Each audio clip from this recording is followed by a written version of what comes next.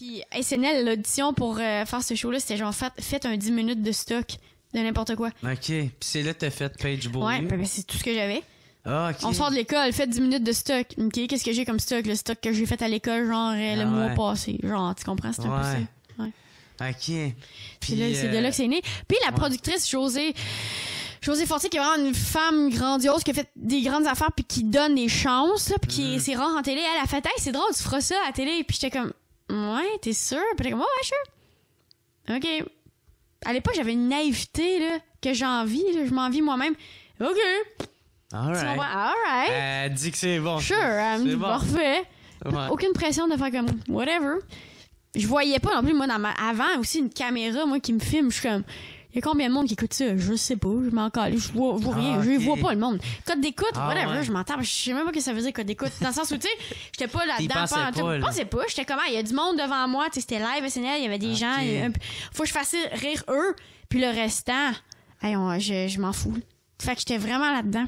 Puis c'est vraiment un bon minding il faut être là-dedans pour avoir du fun, je pense. Puis, Puis comment ça que ça a été cancellé?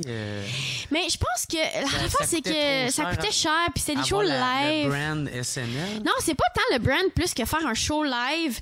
Télé-Québec, ils ont des mandats c'est quoi les mandats? Éducatifs ou émissions de service ou jeunesse. C'est là qu'ils vont chercher leur sub et leur sous. Nous autres, c'est pas bien éducatif ou... C'est comme bizarre. Je pense pas qu'on était à la bonne chaîne du tout. OK, fait que c'est pour ça que vous avez été à Radio-Canada. Après, Radio-Can nous a comme racheté, mais c'était pas live, c'était pas la même affaire. Fait que j'étais comme... Vous avez juste inversé les lettres, là. Tu sais, ça a pas vraiment... Exactement, tu sais, ça a pas tant marché. Même nous, on était là un peu comme... OK, pourquoi pas? Mais tu sais, c'était pas la grosse affaire comme SNL où il y avait performance musicale, puis live, puis le vrai SNL. Tu sais, le nouveau show, c'était correct, mais c'est juste un show de sketch parmi tant d'autres, si tu veux mon avis. Puis c'était bien correct, mais tu sais... Fait que c'était pas... Mais en même temps, SNL, le but d'SNL, c'est quand même je sais pas si t'es fan, mais c'est quand même des humoristes qui se font découvrir à SNL, dans le sens où ça a quand même eu l'impact que ça a aux États-Unis. Dans le sens où ça a quand même servi les mêmes fonctions, faire découvrir des gens qui étaient pas connus. Ça, c'est cool que ça a été respecté ici, parce que nous autres, on a bien de la misère, hein, ici, à mettre des gens à la télé qui sont pas connus. On n'aime pas ça. On a bien de la misère avec ça.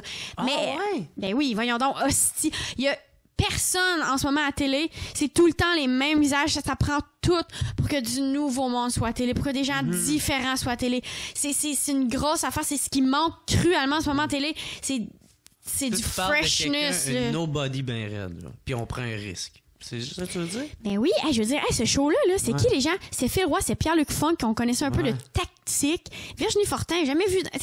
Plein de monde qui avait jamais été vu, là, Jerry. C'est une grosse affaire, ça, là. C'est extrêmement rare que des gens font « Parfait, on part un show avec 6 nouveaux. » Ça arrive jamais, ça, là.